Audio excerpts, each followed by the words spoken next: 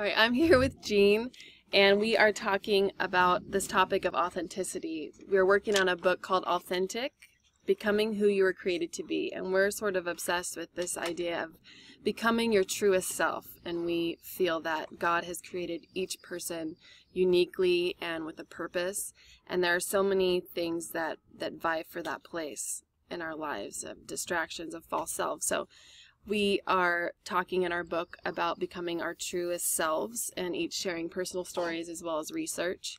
And in looking up this, the etymology of the word authentic, I thought it was pretty interesting. The modern use talks about the contents of the thing in question corresponds to the facts that are not fictitious. So the modern use is really authentic is someone or something that's trustworthy and reliable.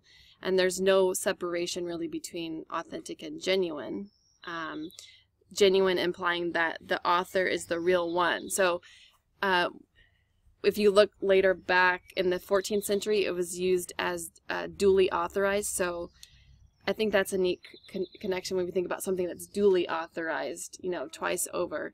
And we can connect that with what God says about us in our lives. And if we're in alignment with that and constantly coming back to that center, that's when we know we're being authentic, right? I love it. And, being authentic, you need to recognize and be aware of a creator, a being who holds the world together, that is a creator, or in our case, we think of it's Jesus Christ. Right. And so in order to really know yourself, you have to be created with this higher power.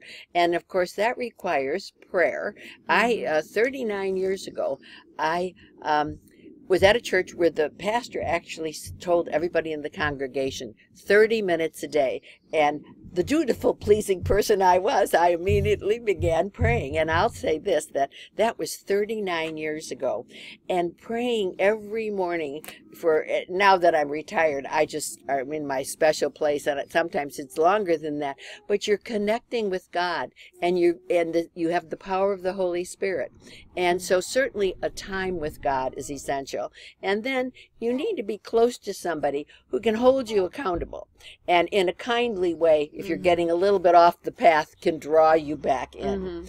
And then I think the third way is, of course, a small group of Christians who gather with a couple, or with a single like me, that gather in a group and just they share the same values and support each other. Right. And listen to your heart. And praying together and praying for each other's needs. I know through the years, GK and I have always been in small groups, and the deepest sharing and support that anyone could get is a group of Christians who are open with one another. There's no falsehood. Right.